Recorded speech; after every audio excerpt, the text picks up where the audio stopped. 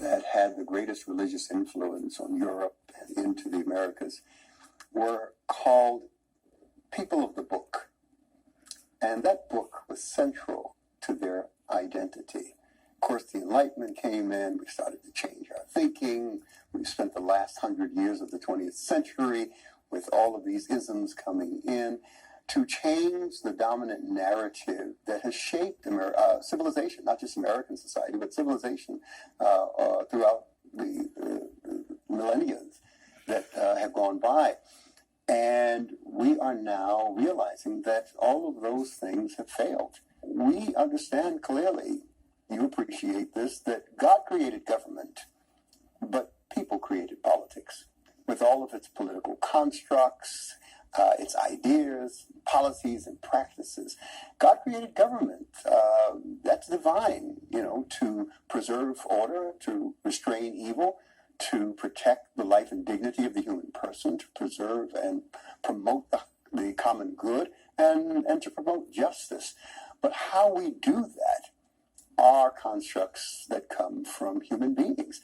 And when God no longer informs our politics, we lose our moral compass, and we begin to move away from the original intent in the mind of God for government.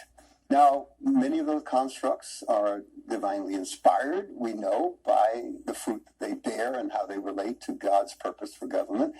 It's really wonderfully said. I like how you stated that God created government and people created politics, and therein lies the rub.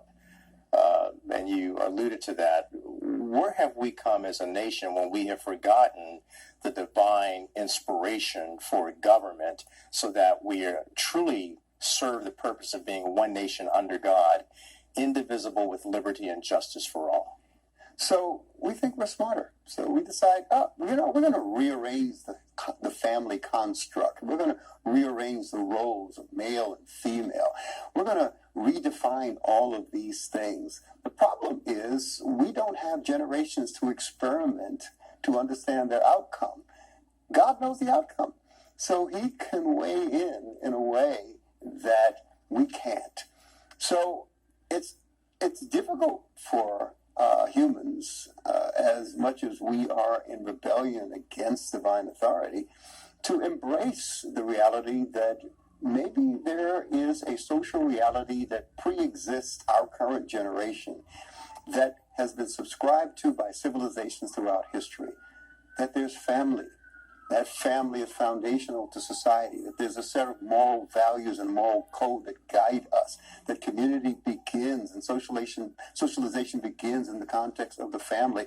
And the Bible feeds all of that. The Bible gives order. We talk about, in the beginning God created, and that's an interesting word, bara, in the Hebrew, because it doesn't just mean create from nothing, but it means to order, to bring order and fill that order. And that's exactly what God did. So we're talking about divine order versus human order. How do we get all of us on board so that we have a common hope, a common bond, and perhaps do it in a bipartisan way?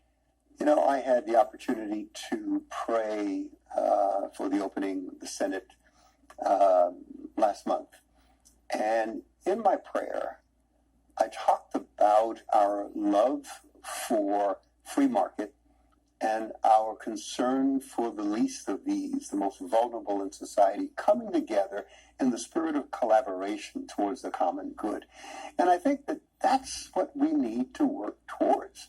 Instead of separating ourselves based upon our tribe, maybe we need to think beyond tribalism and begin to say, well, wait a minute, we've got a nation here. And if that nation that we declare is undivided, indivisible, under God, then maybe we need to revisit those foundational principles that made us who we are as a nation and has positioned us where we are as a number one superpower. To move away from those foundations, we lose that positioning in this global village that's becoming smaller and smaller. We have a responsibility as people of faith to urge our elected officials to measure their judgments and decisions according to God's perspective on the nature and ordering of human society. We get back to that, we'll see a healing in our nation.